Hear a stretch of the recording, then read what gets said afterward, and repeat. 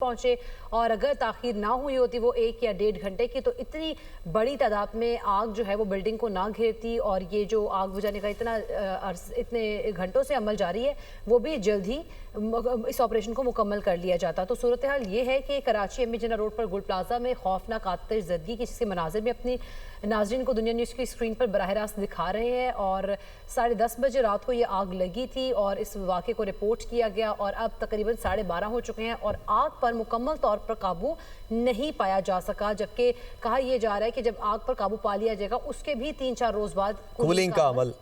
शुरू, हाँ बिल्कुल, यानी कि जब कूलिंग का अमल शुरू होगा इकरा उसके बाद भी 3 से 4 दिन लग सकते हैं इस कूलिंग के अमल को मुकम्मल होने में। और फिर ये भी कहा जा रहा है कि जब कूलिंग का अमल मुकम्मल होगा तो उसके बाद इस बिल्डिंग के अंदर जो रेस्क्यू ऑपरेशन है या सर्च ऑपरेशन है उन लोगों के लिए जो लोग इस बिल्डिंग के अंदर मौजूद हैं वो शुरू किया जाएगा। अब देखते हैं कि क्या ये ऐसा ही होता है या फिर बहुत जल्दी आग पर काबू पाया जा सकता है और उसके बाद कूलिंग का अमल भी जल्द ही मुकम्मल होता है और फिर ये जो सर्च ऑपरेशन है वो किया जाता है। इस वक्त तक इकरा तकरीबन 14 घंटे गुजर चुके हैं जो आग लगी हुई है। कल रात से ही 10:15 बजे से ये आग लगी और 10 बजकर तकरीबन 28-29 मिनट पर रिपोर्ट हुई और उसके बाद से ही जो रेस्क्यू का अमल है वो जारी है। कुछ कंप्लेंट्स एक तो ये आई कि 1 से 1.5 घंटा लगा रेस्क्यू का अमल शुरू होने में, यानी कि जो रेस्क्यू की गाड़ियाँ यहाँ पर पहुँची उनमें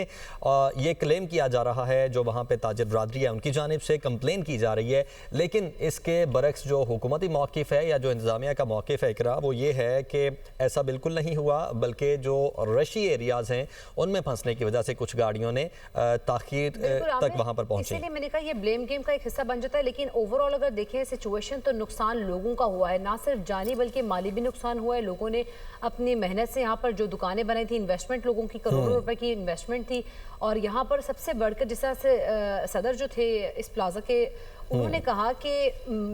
जो चीज़ें हैं जो माल है वो तो वापस आ जाएगा लेकिन खुदारा लोगों की जानों को बचाया जाए, क्योंकि 1200 दुकानें कहा जा रहा है यहाँ पर हैं। शॉपकीपर्स भी उस लिहाज से ही थे, फिर वीकेंड था और वीकेंड पे रश भी ज़्यादा होता है और दुकानें भी 10 के बजाय 11 से 12 के करीब बंद होती हैं। तो उस वजह से मुमकिनात में से है कि अंदर बहुत सारे लोग मौजूद होंगे, लेकिन जो आउटर अगर हम देखें इसकी ओवरऑल लुक देखें बिल्डिंग की तो इससे ज़ाहिर तो ये हो रहा है कि अंदर जो कोई भी मौजूद होगा उसके बचने के चांसेस बहुत कम है। अगर कोई बच जाता है तो वो मौजूदा तौर पर ही बच सकता है, चूँकि जो इमारत है उसका अकबी हिस्सा भी और जो दरमियानी हिस्सा भी है वो मुनहदिम हो चुका है। बिल्कुल, यानी कि हम कह सकते हैं कोई 30% के करीब इमारत मुनहदिम हो चुकी है और इसके अलावा जो 15 से 20% हिस्सा है इस इमारत का वो मुनहदिम होने के करीब है, क्योंकि वो भी ज़मीन की जानिब उसका झुकाव हो चुका है कि उसमें अब इतनी सकत बाकी नहीं रही है। और इसके साथ साथ आपने सदर जो हैं इस प्लाजे के उनकी इकरा बात की, तो उनकी बात एक हद तक तो ठीक है। अगर वहाँ पर इंतज़ामिया वक्त पे पहुँच जाती तो शायद इस आग पर जल्द काबू पाया जा सकता था। लेकिन अब यहाँ पर एक सवालिया निशान ये है कि ये जो बिल्डिंग थी इसमें सेफ्टी मेजर्स नहीं थे। जो आपके इल्म में है बहुत सारे सेफ्टी मेजर्स होने चाहिए, किसी भी बिल्डिंग में होने चाहिए,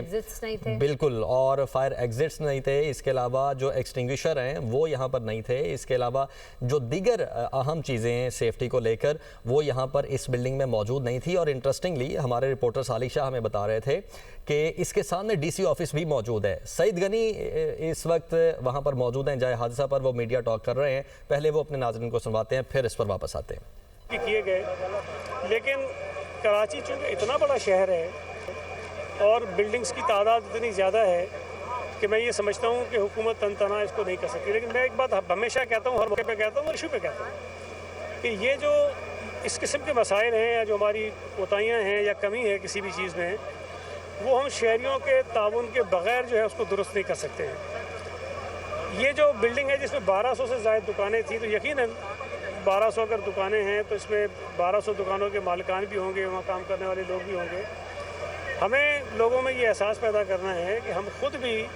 अपनी जानों को महफूज बनाने के लिए, अपने प्यारों की जानों को महफूज बनाने के लिए हुकूमती इदारों के साथ ताउन भी करें और ख़ुद से कोशिश करें कि अगर कहीं किसी चीज़ की कमी है तो उसको हम दुरुस्त कर लें। ये मुमकिन नहीं है कि हुकूमत डंडा उठाए और डंडा उठा के तमाम चीज़ों को जो दुरुस्त करवाए। मेरी आपके ज़रिए तमाम शहरियों से गुजारिश होगी कि आप इदारों से ताउन करें, ख़ुद से